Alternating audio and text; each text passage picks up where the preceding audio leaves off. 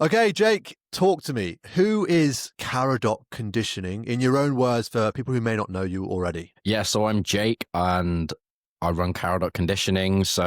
I'm a strength conditioning coach that focuses on rugby players, amateur rugby players, semi-professional rugby players, to bring them the information that the elite academies and players have that, just a lot of those amateur and semi-professional rugby players don't have. So the nutrition, the recovery, some of the mindset-based stuff, but predominantly the training and the training methods so that they can make more progress and have more fun playing the game that we love as well. Yeah, and an early spoiler alert for all you listening on at home is that Jake's actually been conditioning me through the Caradoc methods over the past year or so, and it's fascinating seeing how it should be done as opposed to my probably headache-inducing methods gone by of bro splits and bodybuilding methods, which probably, gave you a headache or two when I first started, Jay, but it's been great fun along the whole process and feeling a bit more like an athlete by the end of it. But before we delve into all the details around S&C work, I want to know a bit more about you first, mate. So talk us through what your first start in rugby was. What was your first ever experience? My first memory, I think it's got to be Cannon Pine Primary School. Tag rugby, wearing those long tags on either side, the little Velcro ones, and running around, learning how to catch and pass, just having a little bit of fun, and that basically progressed through from primary school to high school, and that's where contact got introduced, and that's where I started off. I think like many people in the UK. Yeah, it's a classic story, starting off rugby, 5 years old, whether it be at school or down your local club. For me, it was down the club. I wasn't really at a rugby playing school at that age, but with my dad, took me down on some freezing cold Sunday morning to go and play some rugby. And then, eventually that freezing cold starts to really make your rugby experience a bit worse when you start contact, and it's brutal. But how did you get on through the age groups, mate? What kind of player were you growing up? Did you love the contact? Were you more of a speedster? Talk me about that. Yeah, it's an interesting one. I'd say more of the speedster. I have quite a distinct memory of like when I discovered how to win the collisions in contact, and like up until a certain mindset in high school, because I'm sure lots of people go through this, but you kind of learn that the person who comes off better in the collision, to oversimplify it, is the person that puts in the most force or puts in the most effort, right? Obviously, you've got the technique side of things. But, up until a certain point in high school, I was kind of holding back a little bit when I went into that contact. And I remember the exact moment and the exact tackle on Ryan Bucock, if you're remembering this. But, instead of slowing down, I accelerated into that contact, and he got boshed over, and everybody was like, oh, that's probably one of my earliest but fondest memories from the contact side of things. But that's where it kind of progressed to. And funnily enough, I didn't actually play any club rugby up until I went to the university scene, where we had like club side of things, and we played in the club leagues over the weekends. But that's where we started off in high school and progressed up to the contact side of things. It is classic. It's the thing that rings out in my mind is the Simpsons movie. I don't know if you've ever seen that, with Homer Simpson going around the circus ball thing, and Lisa cries out, "Don't slow down, speed up." And it's a real indication of how, as much as we might getting technical about certain things and into those different technicalities around how to ball carry, especially around your side of the functional things of how to get stronger to ball carry, sometimes it is just a mental thing at the center of it all, regardless of all those technicalities. It is, especially around the contact sport, getting just stuck in and throwing yourself into it. And it's often those people who have less going on between the ears who really benefit in those certain circumstances, or those who can at least turn it off. But delve into that in a bit more detail for me then. So you went through the school system and you got to university, and that's where things potentially kicked off a bit more for you. Yeah, absolutely. I mean, that's where I was just fully encompassed in the rugby uni environment. And I've got massive fond memories. I look back on the uni experience, and I just think it was almost an experience, even at the kind of level that I was playing. I'm sure we'll get into that. To almost train like a professional athlete, and I talk to people in the uni environment all the time. I coach lots of uni students and college athletes who are then going into uni. But aside from some of the drinking and those kind of habits, you do have this opportunity of just like waking up, training, eating, sleeping, in all kinds of orders. And you got access to a lot of good facilities and equipment. And you've also got access to, at Cardiff Metropolitan University, where I was, quite a good set of coaches, and I think a pretty good setup as well. But yeah, in between high school and university, I had college. Unfortunately, when I was at college, I had a bit of a bad car accident. I actually only ended up being able to play the first game of like my first year and the last game of the last year, in terms of the contact side of things. So it really just ramped up when I went to university, and I lived with loads of uni rugby players, played with a load of uni rugby players. They were all my mates, which was fantastic. There was in our first uni house, there was 9 of us, which was messy to say the least. Yeah. Sounds like a hellhole. 9 of us and 2 bathrooms, 9 rugby players. Not ideal, mate. Not ideal. House. Yeah. But again, like, it was just completely surrounded by it, which was fantastic. And, every Wednesday turning up and watching the Buck Super Rugby. I'm on the Saturdays watching, what was the champs squad. Now I think they're up in the Prem for the club on the weekend at Cardiff Metropolitan. And yeah, it was fantastic. Wouldn't change a thing. That is what's so fascinating about university sport in particular, is that you can essentially live the lifestyle of a professional athlete if you so choose, because the beautiful thing of a student loan, it may not be much, but it does pay the bills, and it does mean that you don't have to work. And on some degrees more than others, you have the time to be able to go and delve into your sport and to your exercise and to the gym and to training. Of course, when it's assignments roll around and deadline seasons there, it is absolute academia to the rooftops. But in that time in between, you do have the opportunity to really delve into exploring what it means to be a professional. And I suppose that's what you really do with athletes that you work with, is understand the circumstances. I mean, you were at Cardiff Met, that's where you've learnt most of your trade.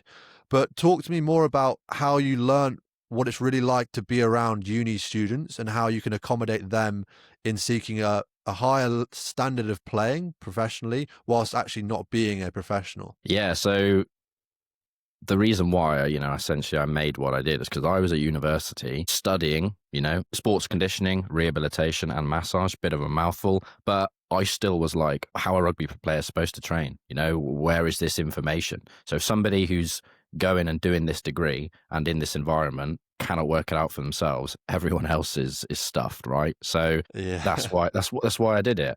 And the biggest things is kind of some of what you were talking about, and this is for all players realistically, but once you get to uni and you're playing uni rugby, let's be honest, you've at least lifted some weights before. Might not have been consistently, but like if you've gotten to that age and that point, if you haven't done any of that, you probably stop playing rugby because you would have got too injured or it just wouldn't have been fun if you've not done any of that stuff. So the biggest thing really is trying to almost unlearn everything that you've just learned. So you said this yourself, right? Is like the push-pull legs, the bodybuilding, the powerlifting. Yeah. It's a great foundation, but then you got to kind of strip things back and understand some of the other stuff to work on. So it's just about getting into a good routine, focusing on the basics from the strength training side of things. But the hardest thing for uni students is, going to be honest, the drinking culture. And it's something I've spoken about a fair amount. And I was heavily involved in it. I'm not going to pretend that I was, some kind of saint that didn't engage, let's say. But it's really hard if you're playing 2 games a week. So I would sometimes, like train on a Monday, play on a Wednesday, train on a Thursday or a Friday, play again on a Saturday, and sometimes a full 80. If, the recovery is bad enough, if you're then going out and, drinking twice a week, it's actually impossible. And the biggest thing I struggled with for myself and my training was trying to get in enough training, not impact the training and the matches that I was playing, and actually recover it from it all. So it's the balance of all of those things that's the hardest thing for a uni student. But if you do get it right, it's very hard for you to play that much rugby anywhere else. So, most players, if they've just got their club and can do that 1 match a week, if you're playing twice a week, you just get so much experience, so much game time, so much jouet, and that's why I was able to pick it up so quickly, is because I threw myself into it. I would play every single match that I possibly could. And, you're not going to get that experience anywhere else, in my opinion. Maybe like some of the younger high school athletes who have like a Monday game and a Saturday game or something, but it's all jouet at that age, in my opinion. As it should be, as it should always be at every age. But yeah, sometimes the body does slow down, which is an interesting point, because although you're battering your body with booze whilst at university, it also, I think, equally applies to those battering those bodies in contact as they get older. It may just be the one game for most players on the weekend as you get into your late 20s and 30s playing for your local club. But if anything, your recovery rate is worse than when you're at university, because you have the body to bounce back at that age, even if you are drinking a lot. So these lessons that you're talking about, I think, equally apply to those people. Yeah, for sure. And you've also got to remember, as you go up through the age groups, once you get into senior rugby, you are playing against fully grown, fully developed adults. And, that's two big gorillas hitting each other, and that's pretty painful. And it can sometimes take the full week for you to recover from that. So, guys, if you're listening, you're not alone. We all feel exactly the same when you kind of make those step ups back when you were playing, when you were younger, and everything just felt easier and it wasn't quite as painful. There's reasons for that. It's not just you. It is. You see some absolute mutants out there flying into people around, regional level rugby, which is a horrible sight. But on a more positive note, talk to me about some of your fondest rugby memories, away from the S&C space necessarily, but just some things that you really look back on with such fondness throughout your rugby. Yeah, it's a difficult one. Like, I don't have a very specific, this final was something that's like, the one for me or whatever. The general experience, and this is for somebody like myself, and maybe we'll go into it, but I've actually taken a step back from playing myself. And, you don't know what you've got until you lose it, right? And for me personally, like, some of the really strange things, like the feeling of like getting in the shower and like the stinging from where somebody scraped you with their boots on your leg, or the getting in after a cold match, which for us in the UK is pretty much throughout the entire season. But like, that coldness, those fingers warming back up. I'm not going to say that's my fondest memory, but like, it's strange when you take a step back that you're like, well, that isn't there anymore. And that's not something I can get out of doing my training and stuff. But for me, it's got to be turning up to actually not even play, but turning up to watch those Bucks Super Rugby games on the Wednesdays when I was a fresher, maybe after I wasn't getting bullied so much by the older players. But again, when you take a step away from that, you're like, actually, that was great fun, and just that camaraderie and all being together in the same club. Because I didn't have that playing at a club when I was younger, I think just all of that at university was just, it's beautiful. Fresher bashing is just a rite of passage, and I was with you in that same boat, although a different colour at the AV of Loughborough University, but getting bashed horrendously as a fresher in the barracks with the boys, thinking, what on earth am I doing here? I'm naked, I'm covered in things I shouldn't be covered in. What on earth am I doing? And I was the lad starting the rebellion amongst those in the barracks. But it's so strange, like linking into what you're saying about those small things about rugby really being the things you miss now you're not playing. When you actually reflect on those parts, like the cold hands, the stinging in the shower, taking a big shot in a game, whatever it may be, like it's those moments are actually quite the beautiful things in the game. It's not even an uncommon thing to hear as well. I remember speaking to Duncan Wood from Bump for Vintage, and he said a similar thing. Like, he's like, there's no real massive trophies that I've won that I really am overly fond of over the memories of just being with the boys in the brotherhood. It's a different kind of camaraderie when you're a team like that, and it's those smaller things, even the negative ones, that sometimes stick out more than anything else. Yeah, for sure. Especially when, and again, bringing it back to that uni environment, almost professional environment, like you're living with these players, you're literally driving in together, driving back with each other, eating breakfast, lunch, dinner with these players. And so, being in that environment, sticking up for them when there's a scrap going on, bigging each other up when there's been a big hit, like that is it.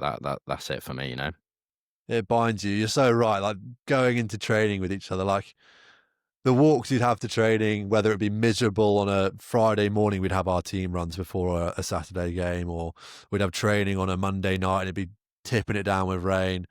And it's just so miserable. But when you're there with the boys, it's all right. And it's those small things, those memories along the way that really add up for the most. And yeah, being out of the game, that must be interesting for you from that point of view. How does that change your perspective on anything? I mean, I'm conflicted all of the time, you know? It's got a little bit better as it's kind of gone on, like that first season or first year. It was almost painful to go and watch games because you're just like, you know, especially if you're going and watching any players that you've played with before, you're like, I want to get on there and get back involved with that kind of thing. But, you know, for me, I took a step back. Well, I guess we can go into it mostly for my line of work and because of my injuries, because of my frequent shoulder dislocations that I just kept having. And, you know, as like a coach, if I want to turn up and train players, especially like in person, you know, it's one or the other. You know, you either turn up and you help with the strength and conditioning on a Tuesday or Thursday, you know, on a Saturday, on a weekend or whatever, or you play. And so, you know, it's very hard to do both of those. Same for like the preseason. You know, you're either there as the coach, or you can train or you can play. But you know, I gotta hand it to, especially, you know, the way that we play the season. You know, pretty much not 9 months of just 3 days every single week at the minimum, Tuesday, Thursday, Saturday. That there isn't much time for anything else, and you pretty much are just trying to hang on for the most part. And obviously what I try and do with my players is build them up and structure training in a way that you can continue to make progress and feel better by the time that next match comes around. But the reality is that, you know, if you were to stop playing rugby, you'd make a lot more physical progress and you'd have a lot of time for other stuff, you know. And taking that step back for my business, you know, if I was getting 2 shoulder dislocations a season, it's like you're just coming back, rehabbing, getting into a bit of training, and then it happens 2 games later. It's like, this is actually impacting my work at this point. And so that's Yeah, it's a struggle that we're all very well aware of. It's so hilarious going to every changing room before a game and everyone's there like moaning about how their body's sore and they don't even want to do it, and we still all go out there and do the same thing. Has anybody got any tape? You know, like just getting passed around in the changing rooms. But I you know what? I wasn't really exposed to it before. You know, I kind of went global with my coaching, but you know, the way that they do it in like North America, where they split it up into 2 seasons, I haven't actually looked into like the differences in maybe the injuries, but I think it's a fantastic way to do that. And they also do it the same. I've got an athlete in Sweden. It's just too cold, like it kind of gets in Canada during some of those months. You know, being able to split that season up, take a bit of time off, build a bit more strength and physical capacity, offload some of those injuries instead of just like taping it up and hoping it doesn't fall off for the next 4 months of the season. That's an interesting approach.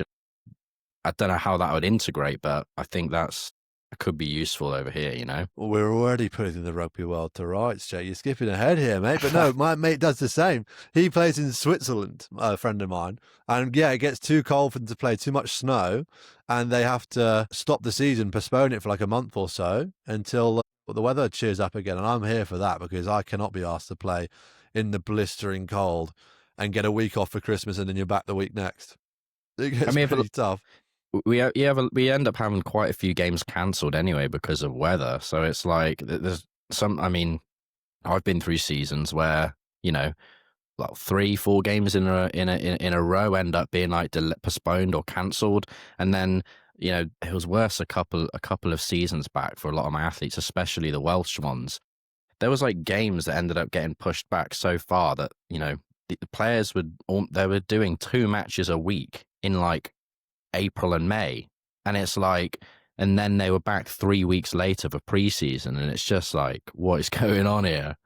It is ridiculous. Like rugby just can't seem to sort itself out with a consistent calendar, especially in World Rugby. It's an ongoing issue, but I'm sure something that will be resolved, if not by us later in this episode, then someone in the higher powers. But before we get deviated too much about putting the rugby world to rights, I want to know more about how you transitioned from being a player who enjoyed playing the game to, like you're saying, going into the coaching side of things, which is very difficult to do at the same time. Like you suggested, like I want to go into presenting and commentary, for example, but I don't want to stop playing. So that limits me to only working on non-game days, which of course you can't do as a presenter. You have to be there on the game days. So it's a difficult balance to make. Of course, there's still Fridays and Sundays, but talk to me about how you then transition from being a player who enjoyed S&C, doing your degree, to then coming into your business full time. How did that all work? Yeah, so bringing it back to what you actually said, the student loan, was an absolute lifesaver because, it enabled me to not have to juggle, almost university and a job and trying to set up at the time a side hustle. And I think it's what a lot of people struggle with when they're trying to start a business themselves, is getting that initial lift off, getting that trajectory. And, if you can live at home, if you can not have to pay those bills, grab that by the balls and take it, because that can genuinely be the thing that takes you away. And we were talking about it before the episode briefly. You got that 5 till 9, which is, the opportunity to work on that business. And that could be before your 9 till 5, or it could be after your 9 till 5. But for me, I lived as the uni student. I put whatever I needed to during my master's towards my living expenses. I actually got pretty not lucky because the whole lockdown situation wasn't the most fun for a uni experience in general, but I had a bit of furlough money from when I used to be a lifeguard and a swimming teacher. So a little bit of that also helped me kind of just take that next step. But essentially, I started off my business with a little pot of money that I could spread out enough months for me to get things off of the floor. And to get things off the floor, I coached my friends, I coached some teammates, and then, initially I would get a couple of new athletes who I didn't technically know or referred from me. And then it was just, getting out those reviews, people seeing that, I can get good results, I'm a good coach and I can help them. More and more content, more followers, and slowly we just get a couple of more athletes on the program, just enough that we had this kind of X shape where we've got, this one here going up is the amount of clients that I've got, and the money that's coming in essentially for the business to actually be able to sustain, living. And then this side is my money pot for my student loan going down, right? Very grateful that things worked out the way they did, but we just about managed to scrape through at the right time. So that's how I managed to get through and start things off. Finances, as it suggests, is the bottom line. If you can't afford to survive, then it's going to be a pretty tough existence. And finding that balance between the 9 to 5 and the 5 to 9 is what I think a lot of people, especially in the social media world, have to start doing. You have to just start by hustling away, working hard on whatever's going to pay the bills, and then making the most of that time you have in the evening, rather than popping on Fortnite and playing a game in the evening. You just crack on with the business and rip in. And if it's something you enjoy doing, it becomes its own game. That's something that I learned, is that I got so much more reward from seeing the likes and stuff come in, but also from the process of doing it, But at the end of the day, I got more than just a ranking online from a specific game that I was playing. I got a real world business, out of the back end of it as well. And that's then when you start to look into the actual business side of things, like social media is one thing, but when you get that first real customer, as I'd call it, like you coach your friends, you coach some friends of friends, but then there's that first person who you have no idea about. Joe Bloggs, let's call him, he arrives and he's like, I want some coaching from you. Talk me through that feeling. What was it like to get your first ever non-friend customer? Yeah, I know you saying that. I know exactly who it is straight away, because it was such a big deal at the time. And, maybe this is something that you've experienced with what you do. But for me specifically and with coaches, that there's so much overthinking that kind of goes into it. All of a sudden, it's like, am I charging the right amount? Is how I'm explaining this, that kind of first sales call. Because this isn't somebody that knows you or somebody that knows somebody that knows you who you can kind of fall back on. It is absolutely that image that you've portrayed on your social media, that personal brand that you've got. and the conversation that you have with them, and that's all that you have to go by. So there's a lot of pressure there. It was fantastic, and I've actually gone back through and looked at some of the programs from that first athlete and some of the athletes that I've made, and I think about all the things that I would have done differently, but trial and error and throwing myself in there at the deep end, essentially gaining experience on the job. Because when you do something like this, whether it's commentating or presenting or being a coach or making a video, you are not going to be that good when you start out, and you've got to embrace that. You do have to learn on the job, and it's kind of striking the balance between like faking it till you make it, because you gotta in a way like fake the confidence, but also understand that like you're not conning anybody out of anything there. Like you got to go through that process. And yeah, that was tough to do at the start, and that's stuff that I've done multiple times now with how my business has developed in other avenues. Is every time you do something for the first time, there are going to be things from it that you're like, okay, I'm going to reflect on that. Here's how I'm going to do it differently the next time. And you just start building and building and building, for yourself and for the business, just loads of experience and things that you can do better. So it's all part of the process, but yeah, it was great. Because you're qualified. I mean, that's what you get from university. You get a degree at the end of it and you get a lot of experience from that. But I mean, I suppose there might be qualifications in social media nowadays, but it's one method to grow organically and freely, I suppose. Like we're talking back to like financial investment and stuff like that. You can pay to push posts, of course, but if you can make organic content that really has a lot of reach and actually provides valuable information to people, then you're in for a winner there, because it's free to do apart from the time you put into creating the content. And that's something that you do really well. And that's how I first found out about you. That's why you have the reach that you have, is you've absolutely smashed the social media side of things. So let's talk a little bit more about that, because I mean, your coaching speaks for itself. The reviews you have from athletes, and even myself, like I've seen such a benefit physically in my own self, but also whilst out on the pitch. But talk me through how you find those clients, how you actually go about promoting your services for what you do, because what you do is brilliant in that returns. Appreciate you, mate. Appreciate you.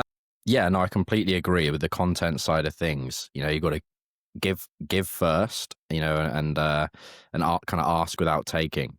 Essentially, it's a win-win, I think. If you put out content that helps people and you don't get any athletes, you've put out content and you help people, and then at the very least you've train that creative muscle, and probably going to have better videos further on for just getting in those reps. So that's really important, is, create some value. And I think that's the most important thing. I think too many, content creators or coaches who are using social media are, expecting to like get something from it. And that's just it's got to be an afterthought, at least starting off. So you've got to create that, get better at the content that you're putting out. You've got to help people out, and then they're going to see, or they're going to go and try what you've told them to do. They're going to get results from it. And then ultimately they're going to go, well, if the free advice that, this coach is giving out has helped me this much, then I'm going to give them the time of day to try something a little bit more and potentially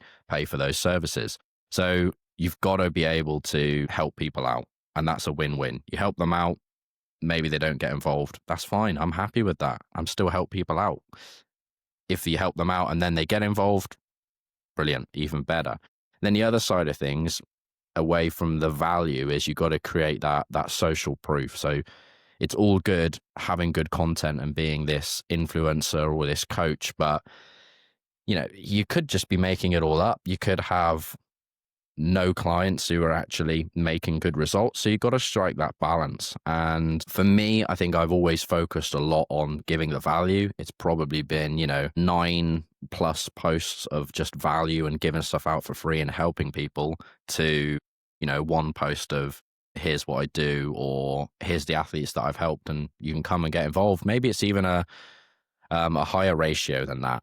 But I think people tend to focus the other way around too much, Alex Hormozy or some of these other kind of coaches for coaches talk about like a 4-to-1 where, or a jab, jab, jab, right hook. But I think, especially starting on, you've got to just focus on getting a bigger audience and helping more people. That's the most important thing. Something that I developed, I don't know if it's out there in the world already, but I came up with something called the KAP process, the CAP process that I follow, which is knowledge, ability, and performance from a coaching point of view. So the knowledge is the ability to understand a skill. Like as a coach, you have to have that understanding of what it requires to throw a spin pass or to land a conversion, whatever it may be. The ability is the ability to act on that understanding. So not only do you know what you're doing, but you're able to do it. And some athletes out there don't actually know what they're doing, but they are very able. And then there's the final stage, which is the P, which is the ability to perform, which particularly comes under pressure. So ability is all about what your one best rep would look like, what your one best spin pass might look like, but how consistently are you doing that over the course of time and pressure? That's what the P stage of it is. And linking that into the social media world is that, as you do, you provide a lot of information for free. That knowledge is where you get the reach out. You put out information into the world for, at the very least, the benefit of those who are consuming the content. And that's what essentially has grown your business to what it is. Like that's where a lot of people get a lot of knowledge from.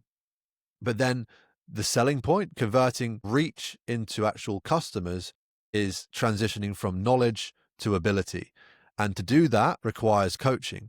So it's all well and good you can give out the knowledge for free. Here it is, guys, you can do it. But if you want it applying to your specific circumstances, in your case being, this is the exercise you may need to do for this, this is how I program this around your schedule, that's where you then go, I have a service for that. And in particular, in my world, in the coaching world, that's massive, but also consistent coaching is what leads to performance. Because I can teach you how to kick a ball end over end one time really well, but how well are you doing that consistently? That comes from a different kind of process. That's the way that I see things.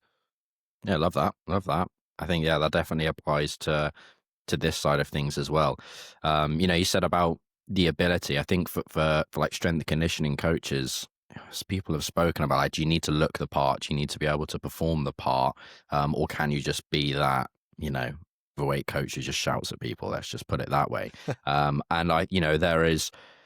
There is only so much that you can understand yourself without actually experiencing it. And that isn't to say that there aren't, fantastic, phenomenal coaches that have never done things or are, you can't coach something unless you've done it yourself. But, it certainly helps. And one thing that I focused on massively is, trying things inside the gym, from the nutritional side of things, for my recovery, applying it to myself, working out how much of an impact that has on my performance, how easy it is. It uncovers things that I never would have thought about just from maybe reading it.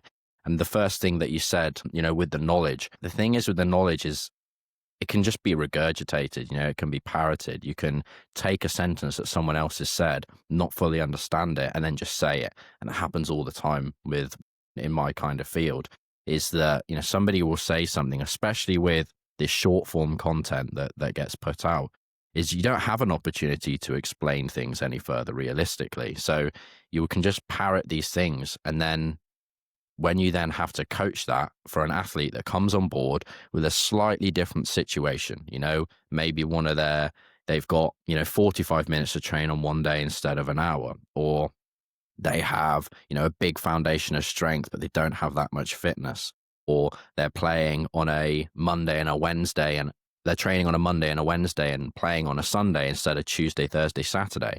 And all of a sudden, this coach that's parroted this information that they've heard from maybe another coach or got from a textbook, it can't be applied and the results don't come for that athlete. And I think that's a big cause for a lot of frustration for athletes that get coaches who have given them an underwhelming service, and they've got not the performance that they or the progress that they definitely can have. It's fascinating you mentioned about looking the part in the S&C space, and I think some people's entire business models are based off of looking fit and healthy, and people see them on social media and go, I wouldn't mind looking like that, without realizing that there's a lot more than meets the eye. Like genetics is one thing, and then there's also cosmetic surgeries, which is another, which is a dark place in the fitness community, where you see these unrealistic body standards, especially like not even just as girls, like as guys as well. Like you see some guys out there, you're like, oh my God, like, I want to be jacked like that.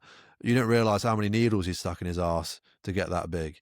but there's no Mm. disclosure from some people, which is, I think, is awful, and it can lead to, yeah, difficult things. But when it comes to rugby S&C, I think it's difficult to hide because, I mean, rugby players are in all shapes and sizes, unless you go and look at the Springboks, who all have ripped six packs going into a World Cup. Everyone's a different shape and size, and there's different requirements for each position, which is where I think a lot of coaches, again, need to have the expertise, the skill of coaching to apply themselves to each position. Like, it's not just one size fits all in the slightest, literally. There's so many different sizes with so many different fits, and you have to find your way around navigating that. Is that a challenging process for you? Is that something you enjoy? Yeah, no, I absolutely love it. I'll be completely honest. I think by now I would have gotten pretty bored if, every player looked exactly the same and, all of the coaching I was giving out was exactly the same. So it's nice to have that variety, especially when you focus on one sport. So that's been really good. And I completely agree. You need to have this blend, and it goes back to what you were saying before with the KAP. But, I think you've got to have an element of, can they do these things themselves? Have they applied it to themselves? Have they got the progress? Have they, demonstrated an understanding? Have they got the knowledge? Has that then helped me myself? And has it helped other athletes? And all of that blend together is going to, you know, give you, if you're looking for a coach, and that can be anybody, it doesn't have to be me, of course, but if you're looking for a coach, find somebody that has all of those things. Don't just look for the one, because there's a lot of coaches out there that will have one or two of those areas, but you want to try and get somebody who has a bit of everything, in my opinion.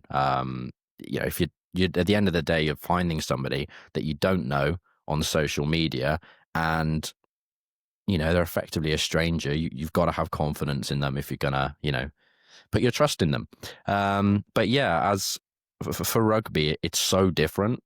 Everybody's different, and I think a trap that coaches fall into is that they think it's different just based on the positions, but within those positions, you've got different play styles, you've got different body shapes within those positions. It's changed a lot over the years, of course, and players are tending to get a little bit more samey because strength and conditioning is improving and our knowledge is improving, and we understand that getting fitter, faster, and stronger benefits every single position. And so naturally, body compositions are going to start going a certain way. But, if we look at centers, for example, put 12 and 13 in together, there are still so many different shapes and sizes, and you can have somebody who's going to be a bit more skillful, lighter, fitter, faster, perhaps, and they could be wearing the same number shirt as somebody who's 20 kilos heavier and plays completely differently, let's say. So the training's going to be different because of that.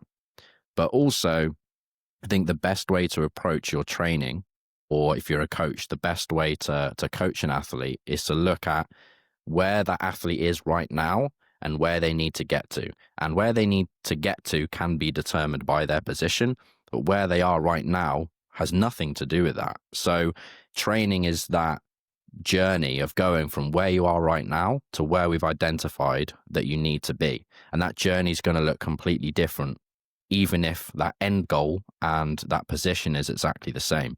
So what I would say is, if you've got a prop, let's say, a lot of people would immediately think, right, strength and size, number one priorities. But if you've got a prop who is, as big and strong as they could ever need to be, but after 5 minutes they gas out and they can hardly move sideways, then you almost need to train them like a winger, because you need to improve the qualities that are normally associated with a winger. So you got to bear in mind where they are right now, but that journey towards the two is what the training program is going to look like. That's what I find really interesting around the semantics of the word fit. Everyone assumes that fit by a stereotype means six pack and aerobic capacity. But in reality, fit isn't necessarily just about healthy. It's about fit for per environment. The environment of a prop is very different to the environment of a winger. If anything, you put a prop in the environment of a winger or vice versa, and they'll realize how unfit they are. Even if it's a prop out on the wing or a winger in a scrum, like, you realize that no matter how the stereotypical definition of the word fitness is all relative, which is fascinating. And your approach to treat each athlete individually, which is especially the case in rugby. Like, we're not all trying to look the same here. We're all trying to do different jobs around the park, and I think that's the beauty of the game. But talk to me through how you actually manage that process. What does a day or a week look for you like for you as a coach for these people? Yeah, so it's different for me depending on the phase of season for where I am right now. So, during the off season and the preseason, I'll spend a lot more time doing in-person coaching than I do during the season. So, I almost periodize my time as a coach around some of that, even though I'm not playing. Right now I am spending more time, coaching online athletes, working on the business and working on the content creation, as opposed to putting in multiple hours towards the in-person coaching like I would do during off-season and pre-season especially. But to me, every day is different. To somebody looking on the outside, it would all look very similar in terms of, I train and I work from home. And, for the most part during this phase of the season, that is mostly what I do. A lot of training and a lot of working here in the office, the spare bedroom. But working from home and working for yourself has its own challenges. You have all of the flexibility and you almost get decision fatigue in terms of, what should I be doing and when should I be doing it? And, part of me is like, maybe I'm just going to lie in until 10 o'clock today. Another part of me is like, no, I'm going to get up at 6 o'clock. And it takes a lot of motivation and probably discipline to get up for something and have structure when you have nobody else to answer for and to actually do that. And that's probably something that you can attest to. But yeah, I'll wake up, usually set my alarm. Let's call it 7 o'clock. I'm not going to pretend that I'm up at, 4 or 5 o'clock, getting the grind in. At the moment, I'm actually training for a half Ironman in Swansea. I think it's June the 16th. So I'm actually putting in about 20 hours of training a week, which is by far the most I've ever done. And that's like a part-time job as it is. So I'm trying to structure my training, around my work, but I'm in a good position, a very fortunate position where I can actually structure a bit of my work around my training, which is really useful.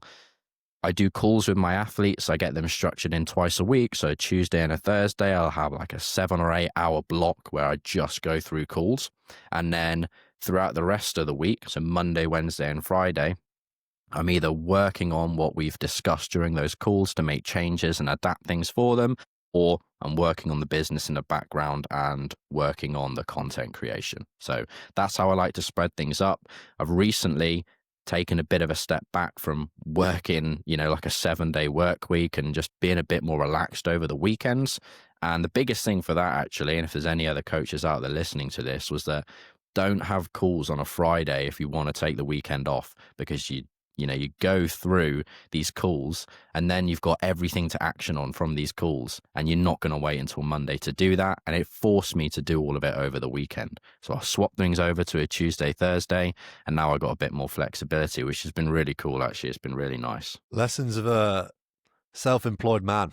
It is fascinating. I remember, I think it was Kipchoge, the marathon runner, who said that it's truly the discipline to a free.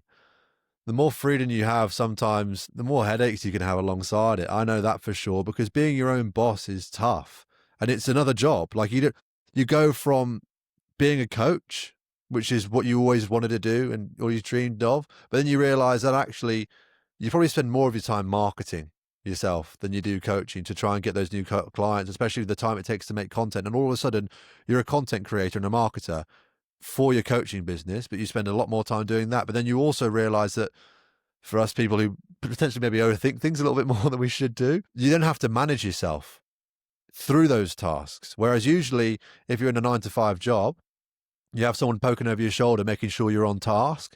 You have to turn up to work at 9 a.m. Whereas in our world, there's no one to tell you off if you sleep in through your alarm. You're not going to lose your job. Well, you will lose your job eventually. There'll be no business left.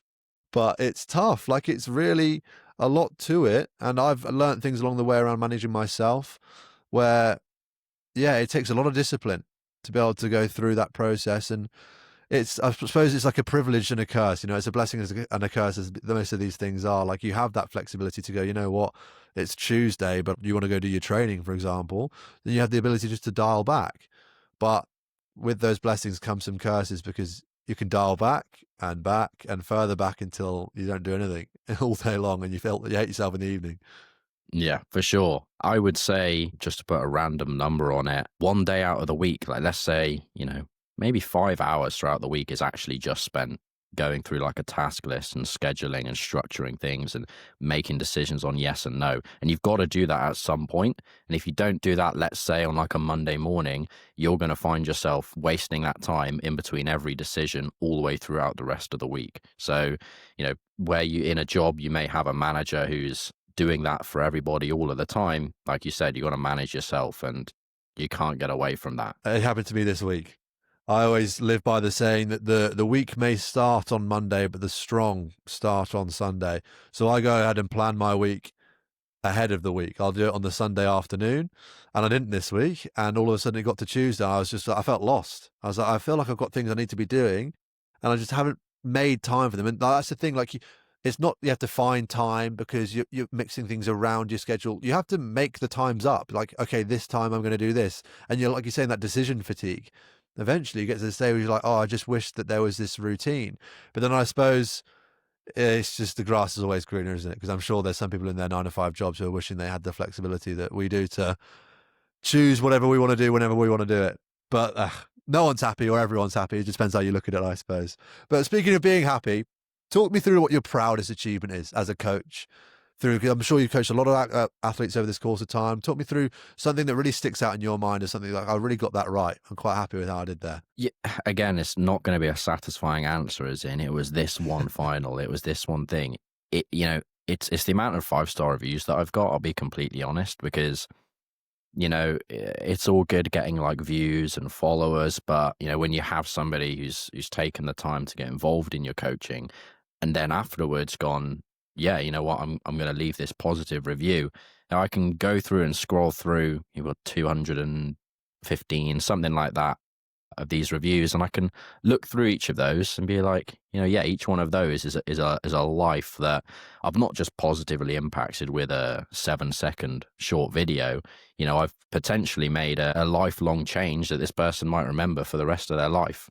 And that repeated over enough times is, yes, it's a great feeling, and I can always look back on that fondly and look for each of those. They're there permanently. Hell yeah. It is a rewarding feeling. Those small things really add up. Like, I coach a lot of younger kids around, typically between 15, 16, 17 years old. And you don't realize, or at least you don't appreciate, that those moments that you're having with them actually aren't life changing, but like they're influential. I remember when I had a kicking session with Tony Yap from the School of Kicking.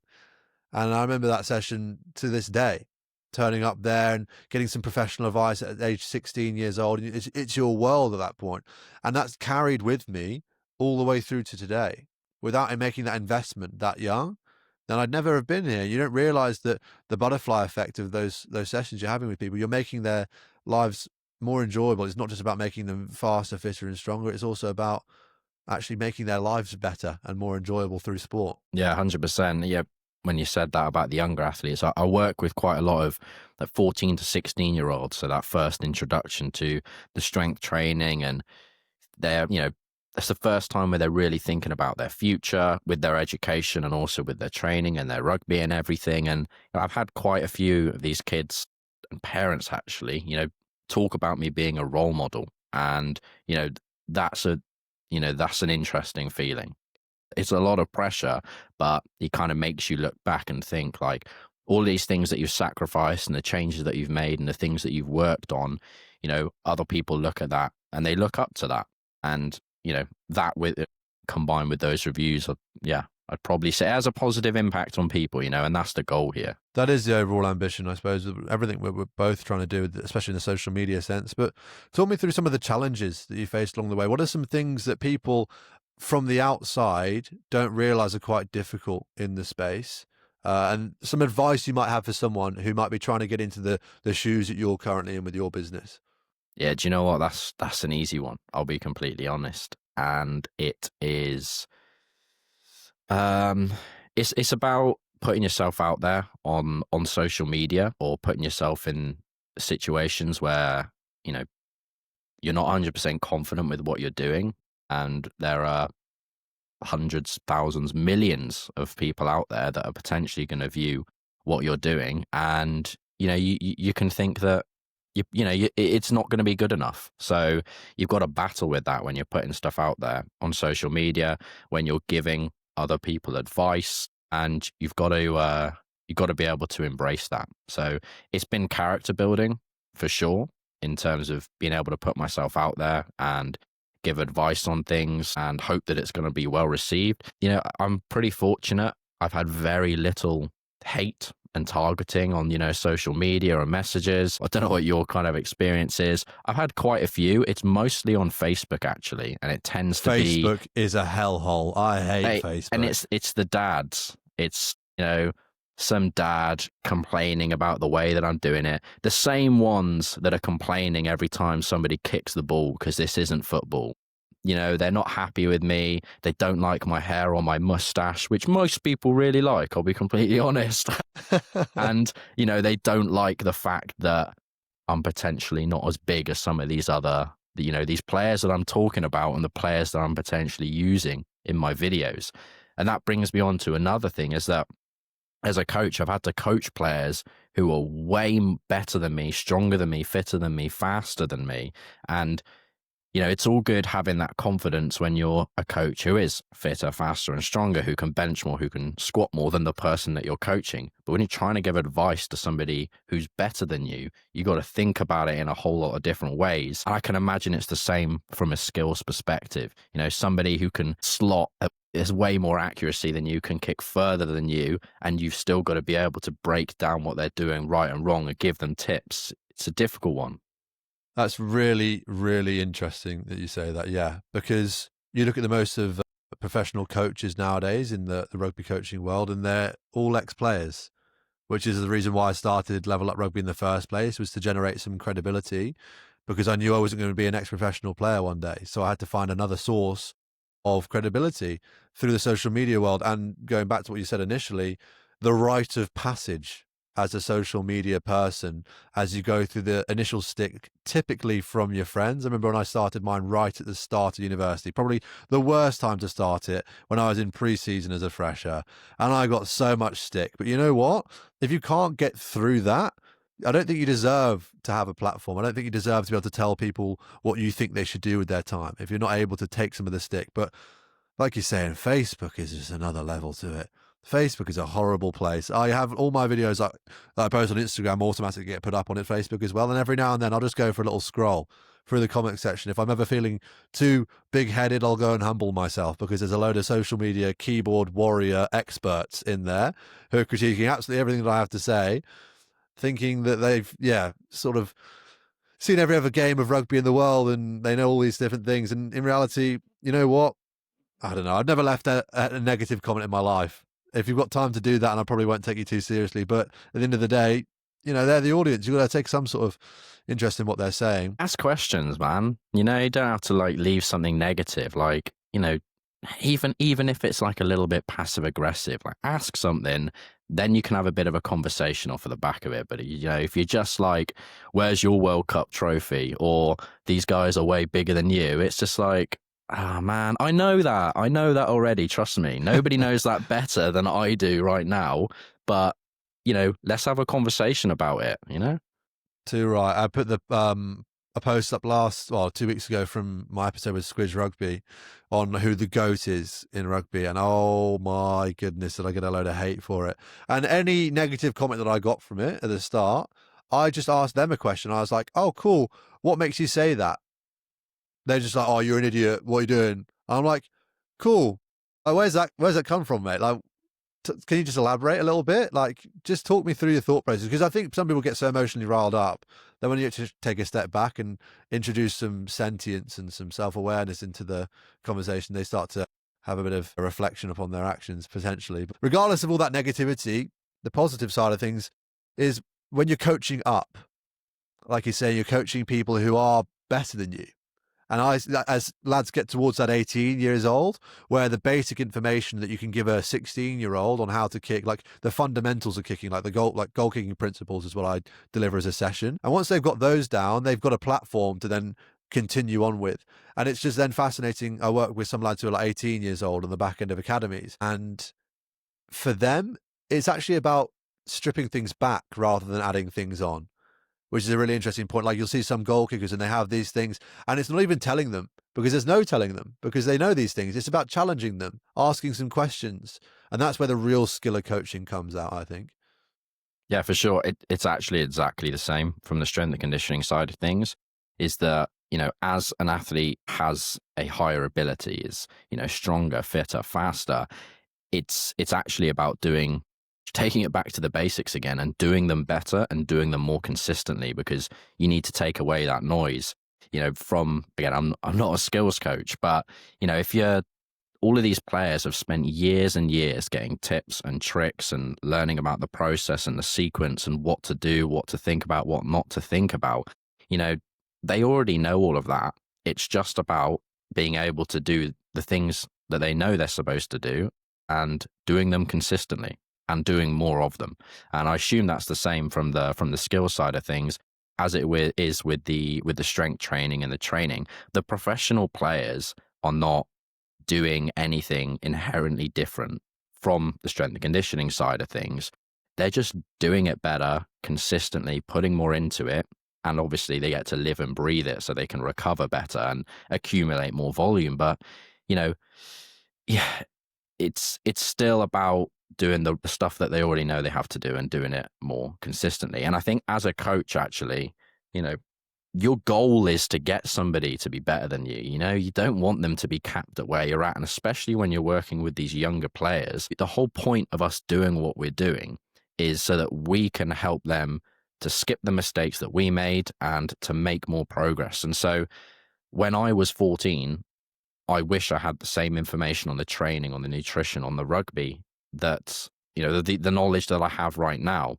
And if you give that to them, by the time that they're, 2, 3, 4 years older, and they've had all of this time with missing the mistakes that you made and having these extra tips, of course they're going to be better than you. And that's the goal. I think a lot of I would think that some coaches probably would struggle when it gets to that point, because whether it's because of their ego or because they struggle that the player is now better than them, how can they possibly help coach them? But I think it's natural, the passing on of the torch, let's say. Indeed it is. And I think that's beautifully personified in goal kicking in rugby, where some lads, as they learn more and more, add layers and components to their goal kicking process until they have this incredibly flamboyant process built on the foundations of superstition. If I take this step to the side, if I tap my toe 3 times, at least that's where I got to in my goal kicking process. And then when you actually speak to someone who's informed and you realize it's just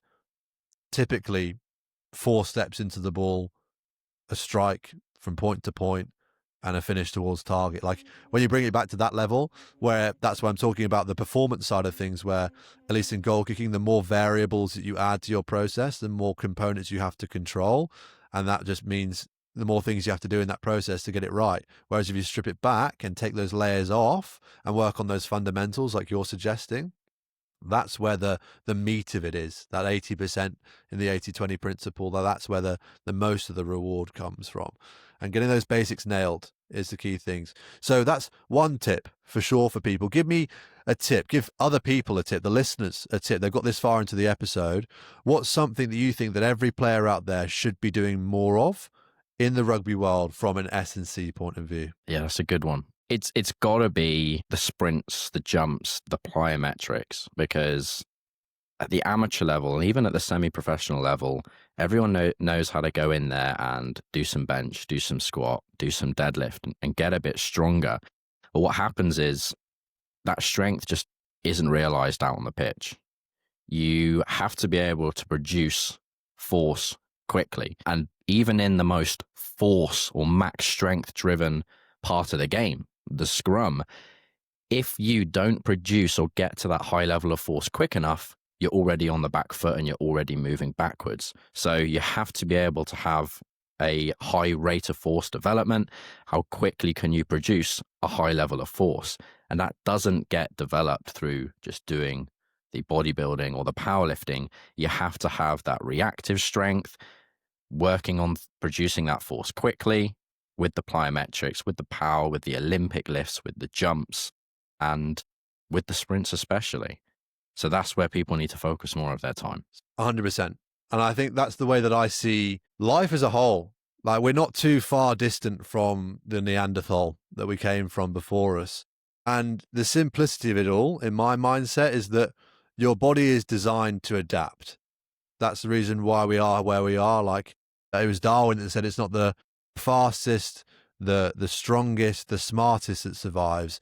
It's those who are fittest for the environment, like we spoke about before. But the way you become the fittest is by adapting.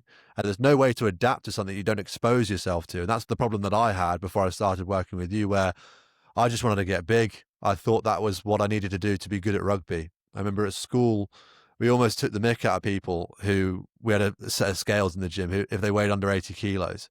So I always thought, yeah, there's a lot of players out there who are that size. There was only one lad, his name was Ben Hanford-Holt, and he was allowed to be about 64 kilos because he was an absolute weapon on the field. He was a small lad, but just knew how to tip people on their head. So he was allowed, and you wouldn't want to pick on him either. I remember we had an initiation one time in a pre-season, and we had to scrap other people in the group, and he got put up against like the biggest loose head prop you've ever seen in your life. This 6'5" German lad we got in. He must have been at least 130 kilos, and everyone thought it was going to be an absolute bloodbath. But Ben somehow got on his back and put him in a choke, and everyone had his respect from that point on. But regardless, I think that's the common misconception in rugby, is that people are just big. No, not necessarily. They just adapted well to the circumstances of their environment. And I think that's where a lot of players go wrong, is they're not exposing themselves to moving their body quickly.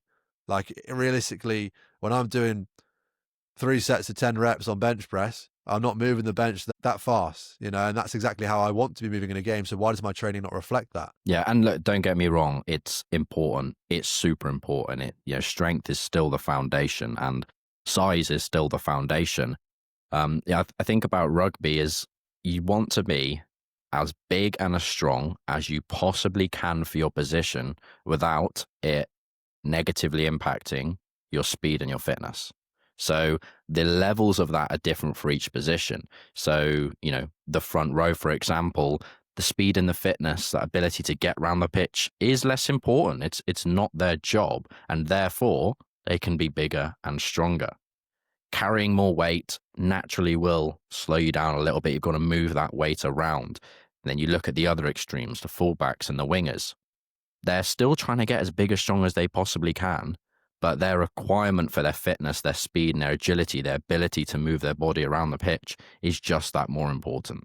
So the strength and the size is very important, but you've got to look at everything. You've got to look at everything as a whole. And that's the beauty of rugby, with the most hybrid athletes, in my opinion, because not only do you need to be fit, fast and strong to have high forces and be fast and be agile, mobile for potentially 80 minutes, you also got to be able to run into each other at full pelt. And that's something that, high rocks and these other hybrid sports don't have. And that's the hardest part. Indeed it is. And yeah, having the requisite training to stimulate that growth in those areas is a difficult thing to do. So tell the people who've made it this far into the episode, how can they get in touch with you, Jake? How can they reach out for help with their S&C coaching to get them to that place? Yeah, so my DMs are always open on Instagram at Caradoc_conditioning. We just search up Caradoc Conditioning on your search browser. I'm sure a couple of things will come up there, or you can go to caradocconditioning.com, and I've got a little form you can fill out if you have any questions or you want to hear about the coaching. But like I said, any questions or anything you guys want help with, I'm here to help. So drop me a message. I'm more than happy to. And just to reiterate, this is not a sponsored episode. This is just Jake has coached me for the longest time now, and I really believe in what he does. Without gassing you up too much in front of your face, Jake, honestly, it's real good. It's crazy. I remember having voice notes back and forth with you where I'm here like, oh my God, I actually feel like I can move my body on the field. I've suffered with shin splints, as you're aware, for the longest time. And I think it's in large part because my training wasn't replicating the movements I was making on the field. Like, I was just trying to get big and strong. And with that, I got heavy. And with that, I got slow, unable to move. And then I changed my training. I do a lot of these jumps, and I'm here in the gym thinking, what on earth am I doing here? But then when you get out on the field and you feel it, you actually really have an appreciation for the different styles of training there are out there. So I can't recommend it enough. This is not a sponsored post, but yeah, do check Jake out on the socials. Thank you guys so much for listening. It's been a real noisy conversation today around the S&C world, delving into some interesting conversations. So I hope you enjoyed. If you did, then please go drop a like on the episode. Leave a 5-star review if that's the platform you're on. Leave a comment suggesting potentially who you might want to hear from next, or if there's any questions, then you know to go to. Go and ask Jake on the socials. Well, otherwise, until next time, hope you have a lovely week. Enjoy your training. Go well on the weekend, and I'll see you then.